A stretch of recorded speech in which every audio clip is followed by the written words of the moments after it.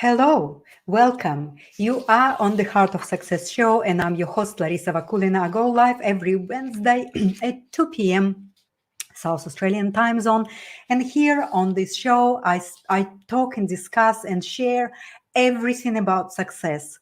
All success, external and internal success, because we traditionally believe that success is only showing what we have externally, either the wealth or the positions and some roles. I'm sorry. And we're not really paying a lot of attention about how can we become successful in all areas of our life. How can we become successful in our inner landscape, in our thoughts, in our feelings, in our hearts, in our inspirations and motivations. So here I am sharing with you all different aspects of our life and how we can become successful and how we can improve our life from health to happiness, wealth, and all the good stuff that we all so long to have in our lives, right? Today, I'm going to share with you an interesting topic that a lot of people are becoming aware, and a lot of people are actually seeing healers about the relational cords.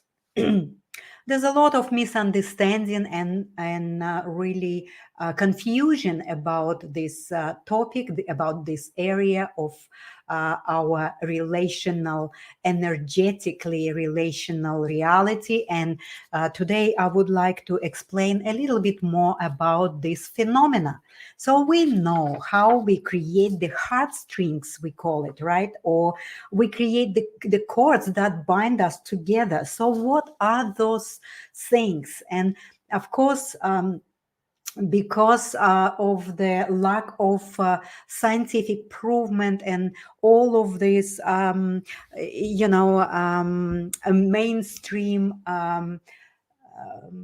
mainstream explanation about it is really limited, and also the explanation of of that healers have, it's a little bit distorted as well.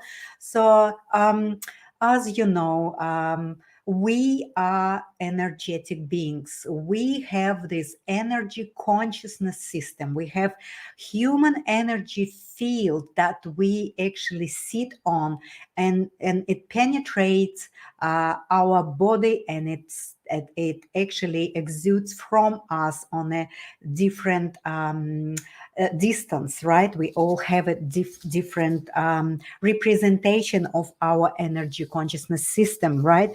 So about cords, how do we create it? Well, as you know, we born in a family, and the family members, especially parents and all the members of the family, are having a huge impact and influence on how we actually grow, how we develop, what we do, and how do we live our lives. And we, especially with that close family members and with our parents, we create accords. But that's not only with the family. There's many different chords that I'm going to share with you.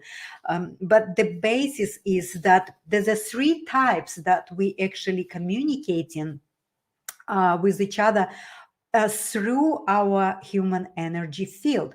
Well, the first one is communication through the energy field. The first is through harmonic induction. Well, what is this? This is like one person's human energy field is inducing the resonance and the frequency that matching the human energy field of another person. So that's how the communication started to happen, because that's the harmonic induction and resonance happening between two people, and that's how we have that first level of communication. The second one is communication through streamers, or we call it the bioplasmic flows that goes through the air from our human energy field to the other human energy field of another person. And the third is through communication through the energy relational cords. So, what is it really like? There's a lot of things happening between people through these ways of communication, and relational cords transmit our energy consciousness to another person through these cords, and so they transmit this energy consciousness directly through our cells of perception. So this flow of energy can occur no matter what's the physical distance between people, or even if the person is already give up the body and move into the source, the relational cords are still exist. And that's why we all feel sometimes so much of the attachments to a person that actually passed away, or the pet that passed away. So because we create relational cords with everything that is in relation with ourselves. So regardless of what we have relationship with, we actually create the energy relational cords. So there's 5 types of energy cords. So we have soul cords. These cords are ongoing soul that is in original connection with God, right? That's the connection with the spiritual world, and we all have these cords. The past life cords, this is the connections with all of our past experiences that is still playing a role in our life right now, because of these cords that we communicating with these past experiences, right? And it doesn't matter, these experiences could happen on earth or somewhere else, right? So genetic cords are the cords that we create with our parents. Original relational cords are created primarily with caregivers, with the parents, or adopted parents, right? So the genetic cords are gained by connecting with our birth parents, but original relational cords that grow primarily with the caregivers, the parents, or adopted parents, right? And the fifth type of cords is relational cords. These cords grow through the relationship with other humans, with pets, with special objects, with which we have personal relationship, right, and connection. We continue to make these cords throughout of our life, and the more deeper and more intimate the relationship, the much more stronger these relational cords are developed and grow from one person to another, or the object, or the pet, or anything that we have very close connection to. So there's a lot of also a lot of situations where we have our cords are damaged, right? And it starts really early in our life, and out of not knowing this area well and not understanding these dynamics very well, we unwittingly can actually damage the cords that children start to develop. And of course, because we're living in such a busy life, and we still have this human condition of not able to actually provide for our children unconditional love. Well, sometimes children are attached to a toy, or a teddy, or teddy bear, or any type of the toy that the child have deep intimate connection to. A lot of children not allowed to sleep with parents from a very early age in their life, and that's where their toys or some favorite toy become a an object where the child creates a very strong relational energetic cord. And sometimes when forcefully parents take this toy away from the child, or the child lost that toy, or somewhere maybe in the party, or when these guests come to the house and other children take that toy from the child, it is actually very painful, and that's where their relational cords are damaged. They can be broken, they can be torn apart, they can be damaged, they can be tangled or something like that. So all of this is really important to understand for parents and for everyone. And basically, when we notice and have awareness that our children maybe not having enough love of attention from the family members or from the parents, you notice if the child is really, really, really attached to a toy or number of toys, well, this is really needs to be respected, because on an energy level, through the developing, the child is developing energy field around itself. It creates this attached relational cords. So and also, so, like, I would like to explain a little bit of how we create genetic codes. They created actually well before the conception is happening. The genetic code is normally created from that, the soul, the soul that is having intention to be in a physical body through a couple, through a mother and a father, and that soul is choosing the mother and the father, and that connection through genetic code needs to happen first before conception. So the first with mother, and then there is a little unknown time frame when the child is connecting to the father, but it's definitely happening before the conception.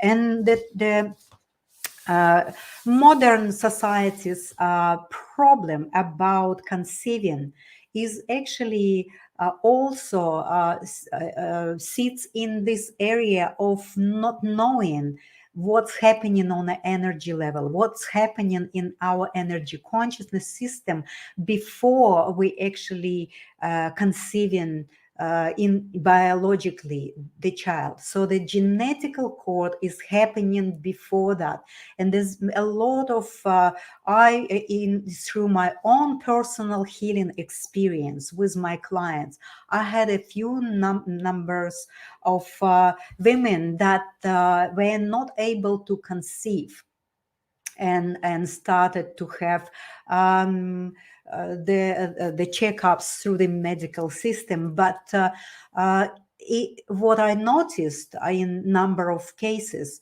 there is a distortion in that heart area where normally the soul is trying to connect with mother, is actually not allowing the child's cord to be rooted into the mother's heart chakra, and that's why mother cannot really conceive that. So these all areas at this stage are so unknown, but at the same time, through different experiences and through personal experiences and the experiences of many healers, and through high perception, many could see that the phenomena of the cords are really, really important to understand, because this is goes through all our life, and we're taking it into our next incarnation from the past lives. And the issue of the cords needs to be explored and analyzed a little bit more, and we need to start to understand how important it is to really be aware of these phenomena, and instead of using really harsh and very artificial kind of sort of remedies for helping couples to conceive, maybe we can try to heal this part of mother and father that is not able to actually receive the cord and allow the prospective child to connect to their heart chakras. It's all happening on unconscious level.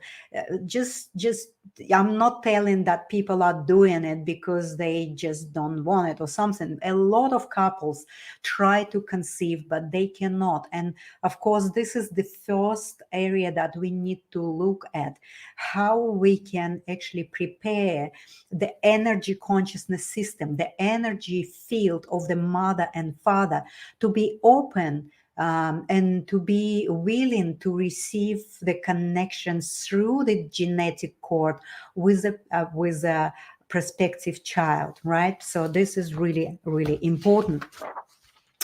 So and a lot of different pathologies are happening with a cord configuration, because they can be again they can be blocked, they can be poisoned, they can be toxic, they can be covering and going around the people. The less healthy the relationship, the less healthy our relational cords. So, and we know only through what the general public knows, that when we break some relationship, we have enormous pain in our areas of the heart, in our solar plexus, because that breakage, that